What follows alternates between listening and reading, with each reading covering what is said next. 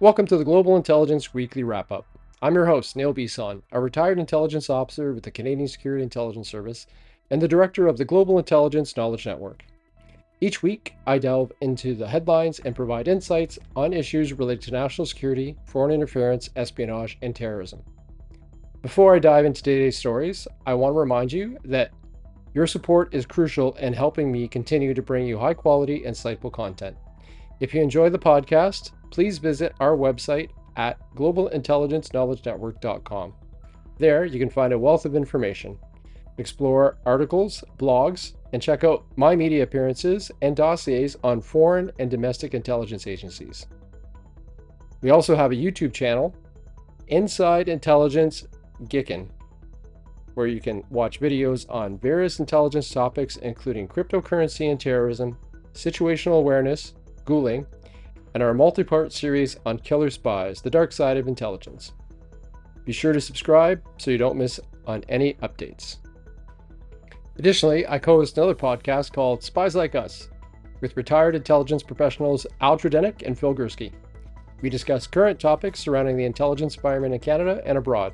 It's a fascinating listen, and I encourage you to check it out. Don't forget to subscribe to Global Intelligence Weekly Wrap-Up on Spotify, YouTube, Apple Podcast, or simply ask your smart speaker to play it.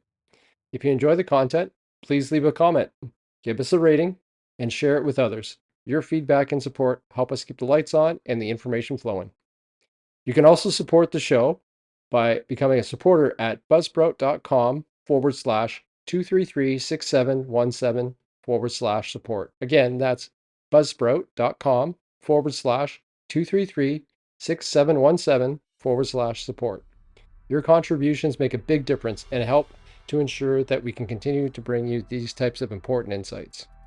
Thank you for your support. Now let's dive into this week's episode of Global Intelligence Weekly Wrap-Up. Our first story identifies several key areas requiring attention within the Canadian Border Services Agency's intelligence program. These include training deficiencies. Analysts and officers lack sufficient training, with core training often sourced out to external providers. This gap in training jeopardizes officers' effectiveness in fulfilling their roles. Technological shortcomings. Despite the abundant data, the CBSA's intelligence program faces challenges in leveraging this data due to technological limitations.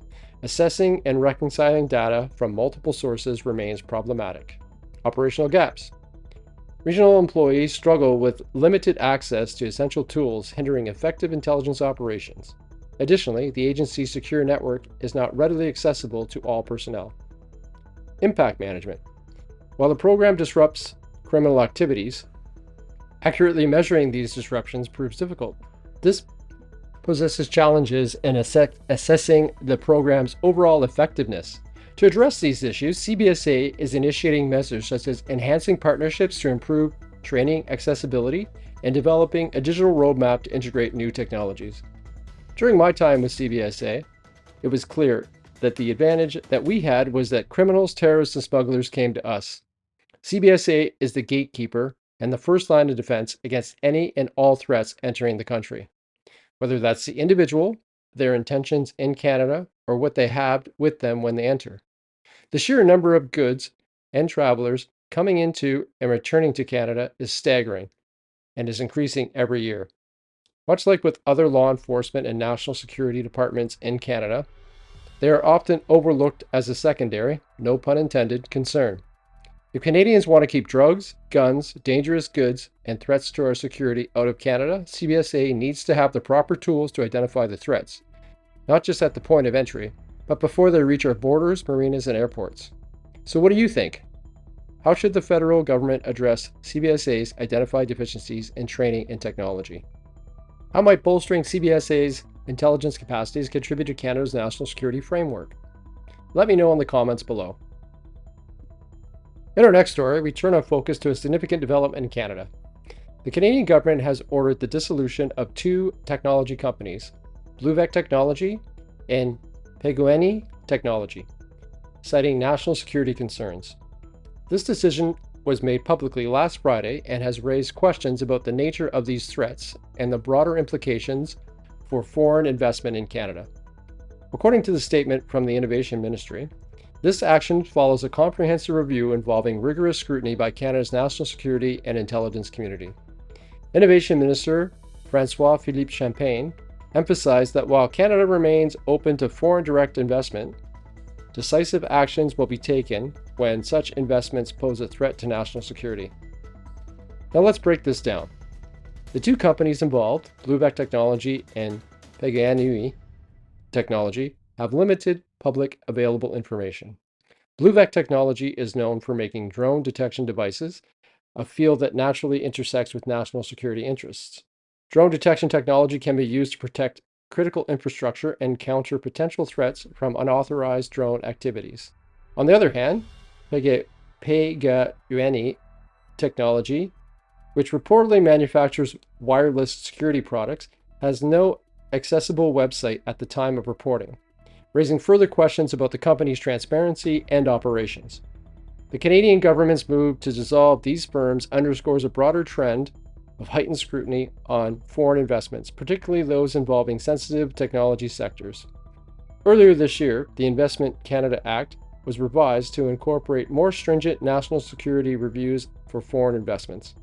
This legislative update reflects growing global concern about safeguarding national security in an era where technology and technological advancements can pose new and complex threats.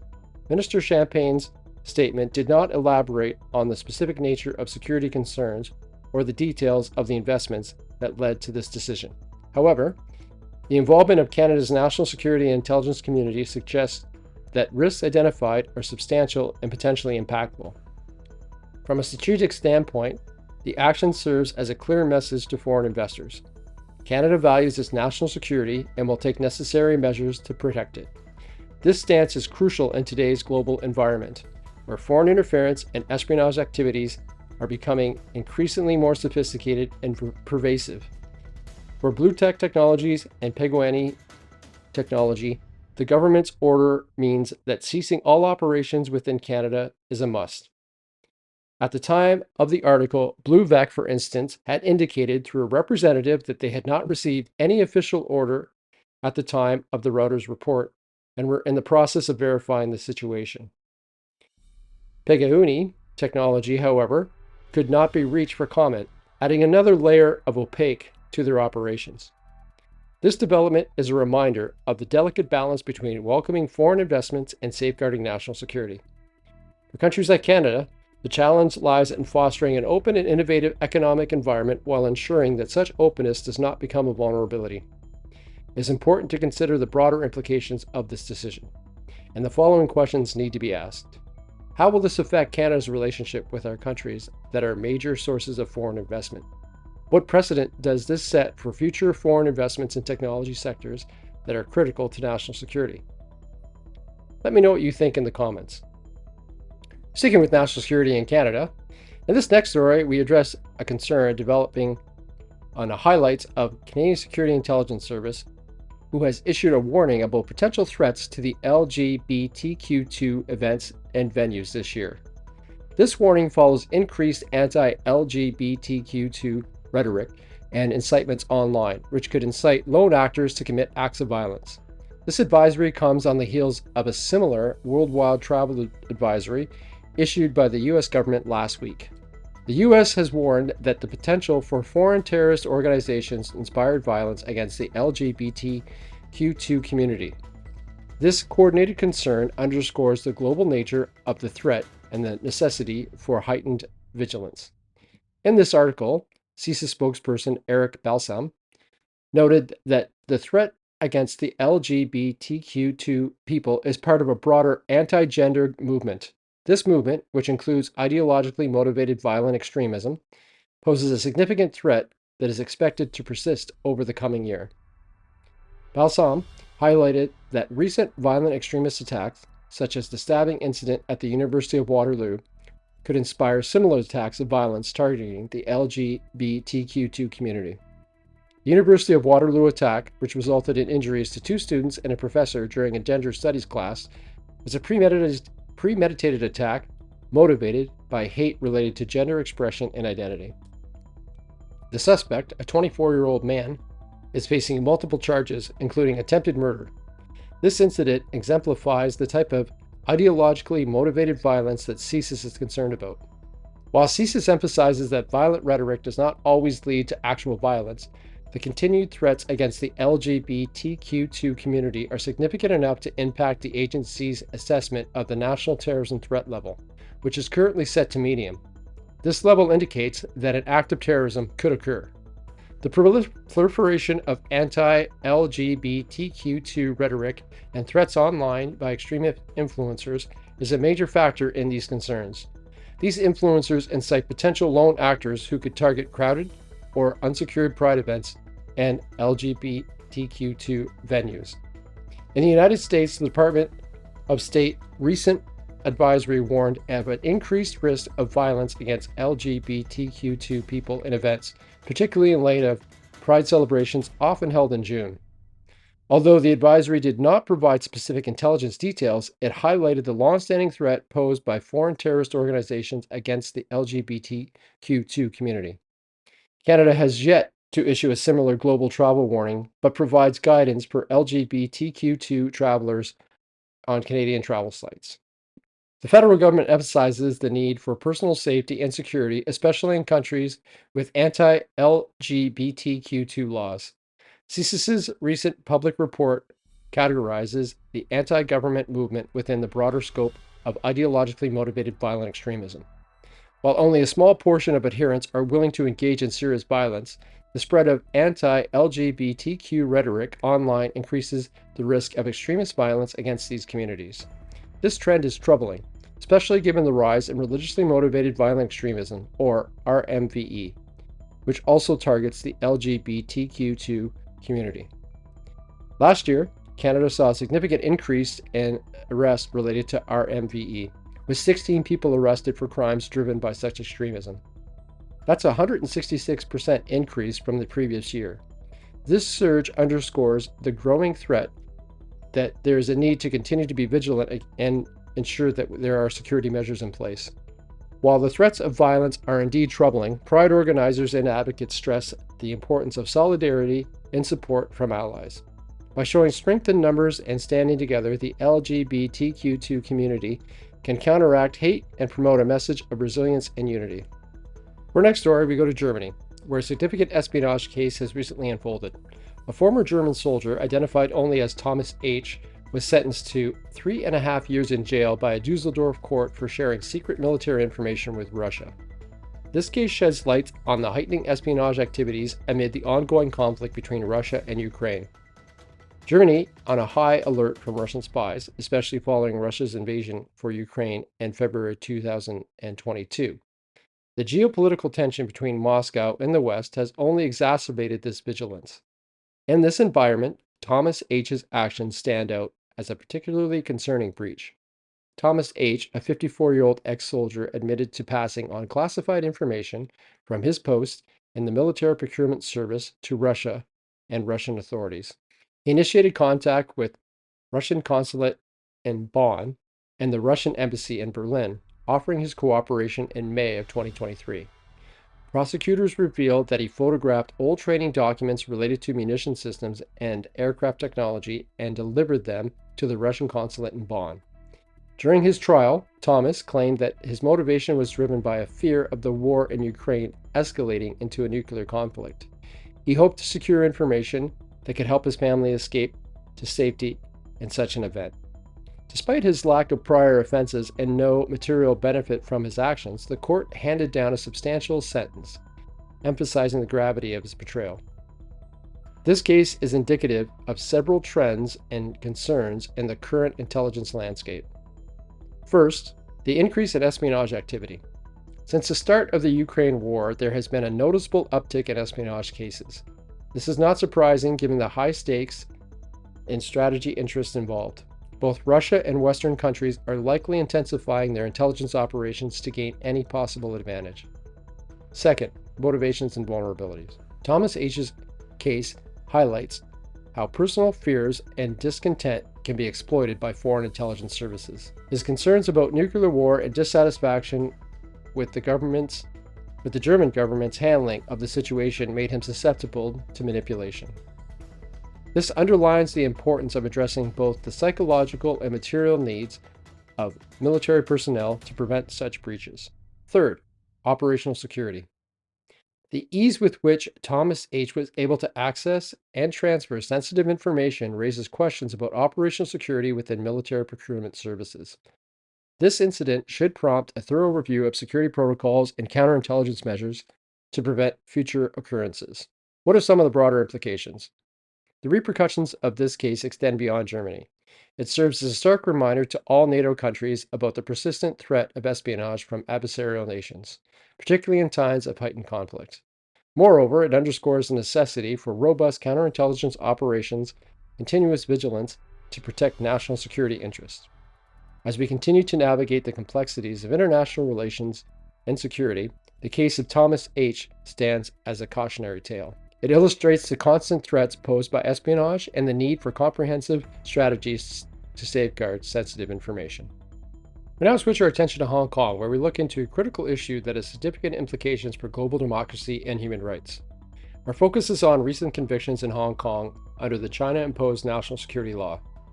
In a BBC article entitled "Hong Kong Convicts 14 Activists of Subversion," 14 pro-democracy activists in Hong Kong, including prominent figures like former lawmakers and journalists turned campaigners, were found guilty of subversion. These convictions are part of the largest use of the national security law since its imposition by China in 2020. The activists were charged for organizing an unofficial primary election in 2020, which authorities claimed was an attempt to overthrow the government. From an intelligence perspective, this event highlights the broader trend of using legal frameworks to suppress political dissent and control information. The significant use of the national security law in this manner showcases how legal instruments can be weaponized to stifle opposition and reinforce authoritarian control. The implications for national security and foreign interference are profound. The suppression of dissent in Hong Kong not only undermines local civil liberties, but also sends a chilling message globally about the lengths to which a state might go to maintain control. It sets a precedent that other authoritarian regimes might follow, leveraging similar laws to quash opposition and prevent democratic movements. To provide some context, the national security law was implemented in Hong Kong in June of 2020, following the massive pro-democracy protests of 2019. The law's broad scope and severe penalties have been criticized by numerous international bodies and human rights organizations. This event is reminiscent of historical crackdowns on democratic movements, such as the Tiananmen Square protests of 1989 and the ongoing restrictions on political freedoms in places like Russia and Belarus. The crackdown on the Hong Kong 47 is part of a broader trend where states use national security justifications to limit political freedoms. Comparatively, similar tactics have been observed in various countries where opposition leaders are often arrested and laws are enacted to curb dissent under the guise of maintaining order and stability. The article includes reactions from various experts and officials. Hong Kong Chief Executive John Lee emphasized the seriousness of the activists' actions, describing them as a criminal scheme. Conversely, international responses have been critical. UK Minister for the Indo-Pacific, Anne-Marie Trevelyan, condemned the verdict, stating it tarnishes Hong Kong's international reputation and stifles political dissent. The European Union and Australia also expressed strong objections, highlighting concerns over the broad application of the national security law. From my professional perspective, the use of such sweeping legal tool raises significant concerns about the future of democratic movements and regions under authoritarian influence. The nearly 100% conviction rate under the national security law of China suggests a judicial system heavily influenced by the government, which undermines the rule of law and judicial independence. The convictions of these 14 activists mark a significant moment in the ongoing struggle for democracy in Hong Kong. The use of the national security law to suppress political dissent is a stark reminder of the challenges faced by pro-democracy movements worldwide. Moving forward, we should closely monitor the situation in Hong Kong and similar developments in other regions to understand the broader implications for global security and political freedom. Potential future trends include increased use of national security laws to curb dissent, both in Hong Kong and elsewhere, as well as growing international condemnation and possible sanctions against states that suppress political freedoms. In this next story, we're delving into a particularly concerning development, the use of artificial intelligence by terrorist groups, specifically ISIS, to enhance their propaganda efforts. This story provides a stark demonstration of how artificial intelligence can be weaponized by terrorist groups. Recently, ISIS launched an AI-driven media initiative named News Harvest. This program is a significant evolution in the group's media operations, allowing them to disseminate extremist propaganda quickly and cost-effectively. According to a report by the Washington Post, just 4 days after the Islamic State attacked a Russian concert venue in March, a video featuring an AI-generated news anchor began circulating on a private platform affiliated with the group. The 92-second broadcast framed the attack as part of a raging war rather than an act of terrorism. The site intelligence group, which monitors extremist activities online, confirmed that ISIS supporters created this broadcast using AI. These broadcasts typically start with a logo and a title sequence, showing AI-generated news anchors dressed in either battle gear or formal attire. These anchors deliver dispatches alongside scrolling news tickers and B-roll footage of ISIS activities. The News Harvest program has covered attacks and operations in regions including Niger, Cameroon, Iraq, Syria, and Nigeria. The use of AI by terrorist groups like ISIS represents a significant escalation in the sophistication and reach of their propaganda efforts. To allow ISIS to produce high-quality propaganda on a minimum budget, making it more challenging for tech companies to moderate this content. This development is a game changer as it enables ISIS to quickly spread their violent message to almost every corner of the world. Interestingly, there have been internal debates among ISIS supporters regarding religious permissibility of AI human images. As a result, recent broadcasts have blurred the faces of the AI-generated anchors to comply with these concerns. Rita Katz, co-founder of Site Intelligence Group, noted, "For ISIS, AI means a game changer. It's going to be a quick way for them to spread and disseminate their bloody attacks and reach almost every corner of the world." Stan Stalinsky of the Middle East Media Research Institute added, "AI aid in the growth of homegrown extremism by offering people anywhere the ability to imbibe propaganda, create AI-generated media, and become involved with the extremist group." News Harvest video mimics professional news broadcasts like those of Al Jazeera, featuring AI-generated anchors and professional-looking news tickers and footage. These videos disseminate official Islamic State media content such as Al-Naba and Hamak. So what's next? Other Islamic militant organizations, including Al-Qaeda, are also exploring AI for propaganda purposes. This trend means that counterterrorism efforts must adapt to the new challenge of AI-generated extremist content, which can be spread rapidly and evade traditional content moderation techniques. The use of AI by terrorist groups like ISIS is a sobering reminder of the evolving landscape of global terrorism and propaganda. As these groups continue to innovate, so too must our counterintelligence and counterterrorism strategies. In this next story, we're diving into the critical issue highlighted in the recent National Security and Intelligence Review Agency report. The title of the article we'll be discussing is "Canada's Spy Watchdog Finds Unacceptable Gaps in Foreign Meddling Review." The article brings to light some significant concerns about how intelligence on foreign interference has been handled in Canada. The article reveals the Canadian Security Intelligence Service, or CSIS, and Public Safety Canada had significant gaps in tracking who received and read intelligence on foreign interference. This lack of accountability and inconsistent distribution of critical information during the last two general elections is a cause for concern. The report uncovered that CSIS did not have a clear system for disseminating intelligence about foreign interference. This inconsistency in distribution, coupled with unclear communication of the threat posed, affected how recipients understood and integrated this information into their decision-making processes. From an intelligence perspective, these gaps are troubling because they suggest that vital information might not reach the right people at the right time, undermining efforts to protect democratic processes. The broader implications for national security are significant. If intelligence on foreign interference is not effectively communicated and acted upon, the integrity of our elections and democratic institutions could be compromised. This is not just about managing information. It's about ensuring that our national security apparatus functions seamlessly to safeguard against foreign threats.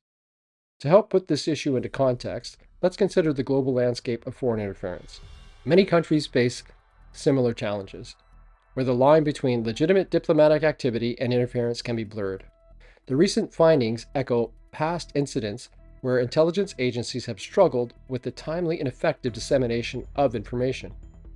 In comparison to other countries, Canada's handling of intelligence on foreign interference shows that while the mechanisms for collecting intelligence might be robust, the process for disseminating and acting on that intelligence need improvement. This is a critical area where policy and practice must evolve to keep pace with emerging threats. The article includes insights from INSIRA report, which criticizes the unacceptable gaps in accountability and called for comprehensive policy to govern CSIS's engagement with political foreign interference threats. As someone who has worked within the intelligence services, I can attest that these recommendations are not just about bureaucratic necessities. These are fundamental to maintaining the credibility and effectiveness of our intelligence community. From my professional perspective, the need for clear guidelines and rigorous tracking systems cannot be overstated. Intelligence is only as valuable as its ability to inform decision-making and prompt action. Without a robust system to ensure that critical information is seen and understood by the right individuals, the entire intelligence process is undermined. In summary, the INSIRA report sheds light on serious deficiencies in how intelligence on foreign interference has been managed in Canada. The gaps in tracking and communication must be addressed to protect our democratic institutions effectively. Looking ahead, it's crucial that CSIS and others involved implement the recommended changes to enhance accountability and ensure that intelligence is actionable. Moving from Canada to Europe, our next story deals with the recent surge in suspected Moscow-linked arson and sabotage across Europe. This situation has security services on high alert and raises significant questions about our own vulnerabilities here in Canada. Our discussion will center around an article entitled, "Europe on High Alert After Suspected Moscow-Linked Arson and Sabotage." The article highlights a troubling pattern of arson and sabotage attacks in Europe, potentially linked to Russian efforts to destabilize the continent. These include incidences that are of mysterious fires and attacks on infrastructures in the Baltics, Germany, and the UK. With Canada's wildfire season already in full swing, we must ask ourselves, are we at risk from foreign enemy states that want to see Canada burn? And what is the Canadian intelligence community doing about the potential for such sabotage operations on Canadian soil? Let's break down the main events covered in the article. We have a fire at an IKEA store in Vilnius, Lithuania, the destruction of the largest shopping mall in Warsaw, Poland, an arson attack in East London targeting businesses linked to Ukraine, suspected sabotage attempts in Bavaria, Germany, and anti-Semitic graffiti in Paris, France. These incidences, though seemingly unconnected, share a common thread: potential involvement of Russian proxies aiming to sow chaos and instability. From an intelligence perspective, this represents a hybrid warfare strategy combining physical sabotage, disinformation, and cyber attacks to weaken Western support for Ukraine and destabilize NATO countries. To understand the broader implications, let's provide some context. After the Cold War, traditional espionage involved spies and handlers. Today, the landscape has evolved. Social media and cryptocurrency allow states like Russia to hire vandals and saboteurs anonymously, making it harder to trace these attacks back to their source. The shift in tactics was a key topic on the recent summit of foreign and defense ministers in Brussels, where officials from the Netherlands, Estonia, and Lithuania expressed deep concerns about their national vulnerabilities. The article quotes several experts and officials, including the Polish Prime Minister Donald Tusk and the Estonian Defense Minister Hanno Pevkur. Tusk suggests the recent fires and sabotage in Poland may be the work of foreign saboteurs, while Pevkur highlights similar operations in Estonia involving attacks on cars and the interior minister and a journalist. These insights underscore the real and present dangers of sabotage as a tool of foreign interference.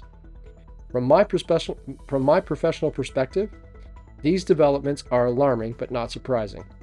Russia has a long history of using unconventional methods to achieve its geopolitical goals. The use of arson and sabotage to destabilize countries supporting Ukraine is a logical extension of this strategy.